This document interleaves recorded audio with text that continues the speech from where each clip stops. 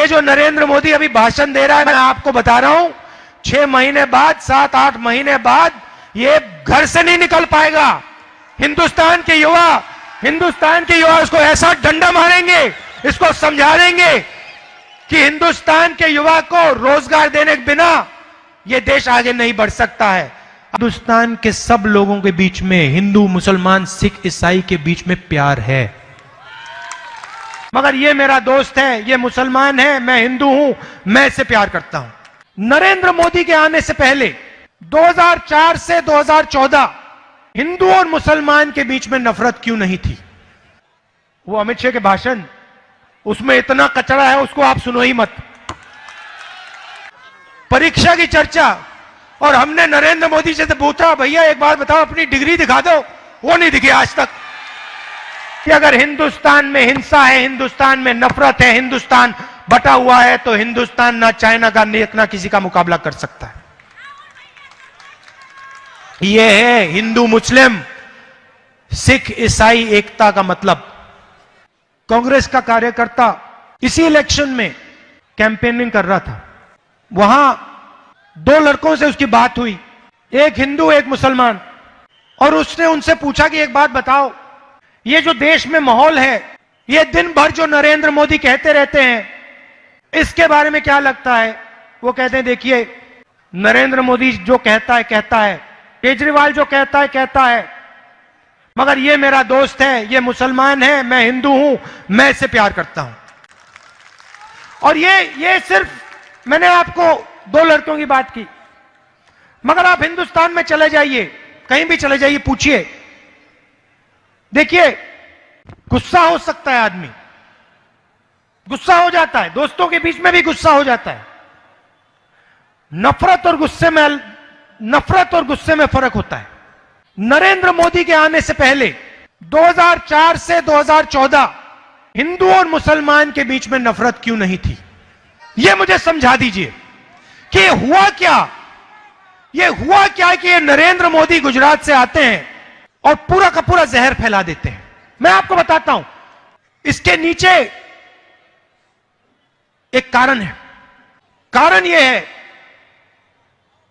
कि जहां पहले युवाओं को रास्ता दिखता था, जहां पहले जब युवा कॉलेज जाता था, स्कूल जाता था, वो जानता था कि उससे रोजगार मिलेगा। आज वही युवा स्कूल और कॉलेज जाता है और उसे यह नहीं मालूम कि कल उसके साथ क्या होने वाला है। उसके दिल में डर है, और इस डर का फायदा नरेंद्र मोदी उठाते हैं। आप इस बात को समझिए, नरेंद्र मोदी नहीं चाहता कि इस देश के युवा को रोजगार मिले, क्योंकि उसकी राजनीति का ऑक्सीजन बेरोजगारी है। वो अमित शाह के भाषण, उसमें इतना कचरा है, उसको आप सुनो ही मत। इतना गंद निकलता है उस आदमी के मुंह से, उसको तो आप सुनो ही मत, अपना टाइम जाया मत करो।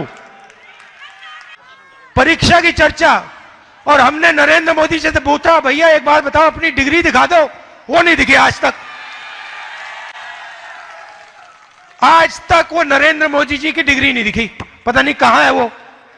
और बच्चों को सिखा रहे हैं भैया परीक्षा पास करना, कि अगर हिंदुस्तान में हिंसा है, हिंदुस्तान में नफरत है, हिंदुस्तान बटा हुआ है, तो हिंदुस्तान ना चाइना का ना किसी का मुकाबला कर सकता है।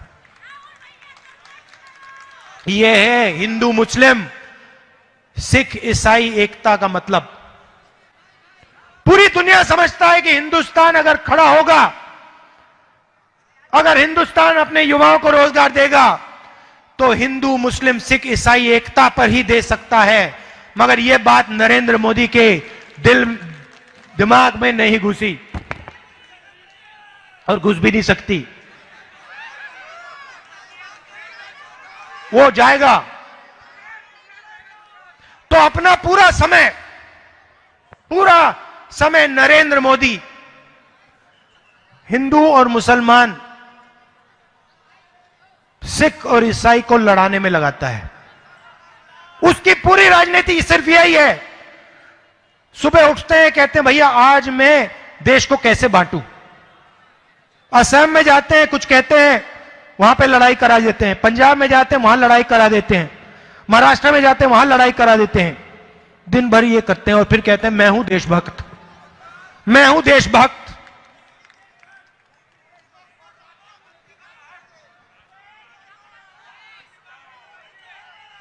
इस देश में आप कहीं भी चले जाइए, मैं आपको सच्चाई बताता हूं।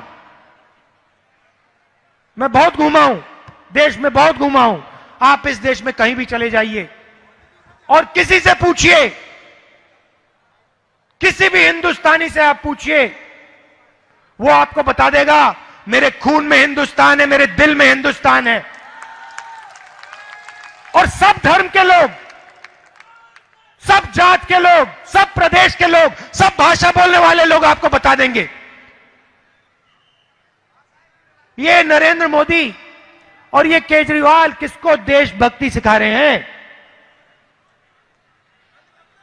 ये किसको देशभक्ति सिखा रहे हैं? इस देश में पूरा का पूरा देश देशभक्त है, किसी को देशभक्ति सिखाने की कोई जरूरत नहीं है। आपको देश ने काम करने के लिए चुना है, आपको देश ने रोजगार दिलवाने के लिए चुना है, आपको देश ने देश को आगे ले जाने के लिए चुना है। आप वो काम तो नहीं कर पा रहे हो, फेल हो। पूरी दुनिया जानती है, हिंदुस्तान जानता है। बहाना मत बनाओ, देश के युवाओं को समझाओ, उनको आप रोजगार कैसे दिलवाओगे। हर रोज आपसे पूछते हैं, आप कोई ना कोई उल्टी बात कर देते हो, देश को बताओ आप प्रगति कैसे लाओगे।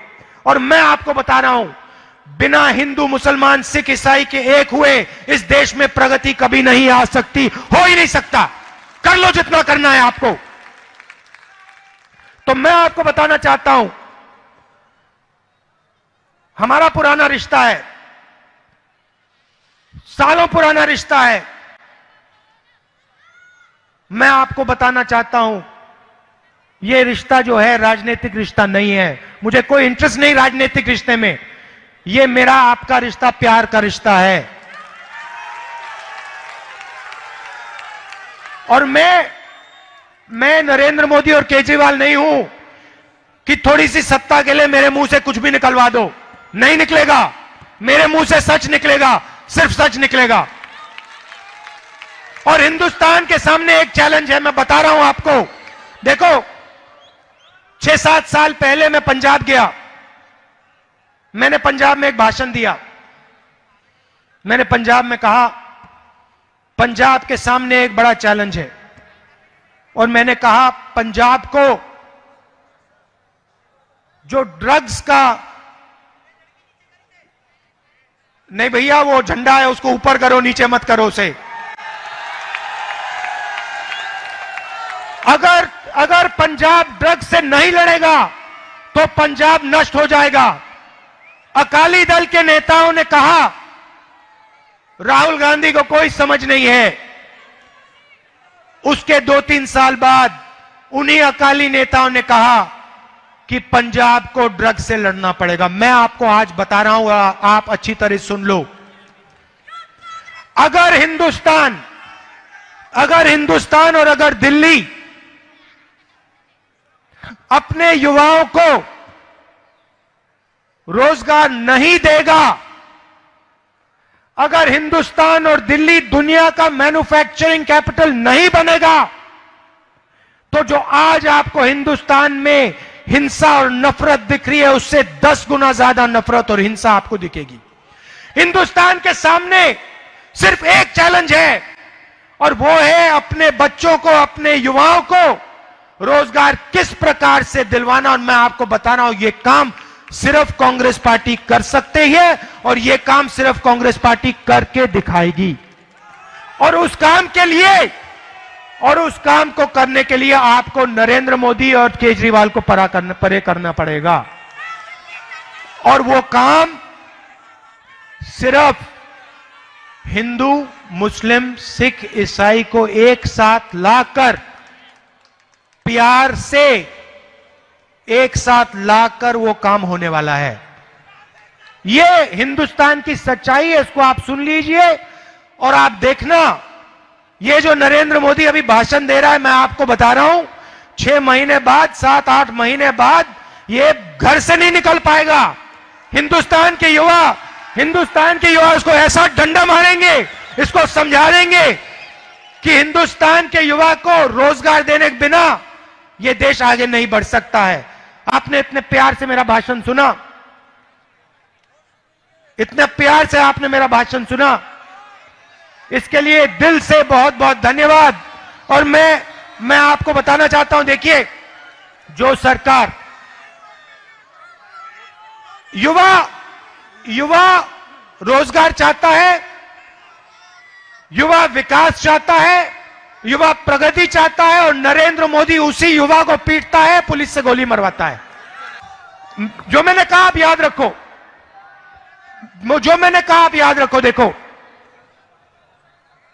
6-7 महीने में, 8-10 महीने में, 1 साल के अंदर हिंदुस्तान के युवा के दिल के अंदर से ऐसी आवाज उठेगी आपने हिंदुस्तान के इतिहास में वो पहले कभी नहीं देखा होगा। और आवाज वो क्या होगी? वो आवाज होगी नरेंद्र मोदी परे हटो, हिंदुस्तान के युवाओं को रोजगार दो, ये आवाज निकलेगी, देखना आप। और फिर आएगा मजा, क्योंकि फिर हिंदुस्तान सही पटरी पे चलेगा और हिंदुस्तान में जो शुरू होना चाहिए रोजगार और मैन्युफैक्चरिंग का जो काम शुरू होना चाहिए वो होगा। धन्यवाद, नमस्कार, जय हिंद।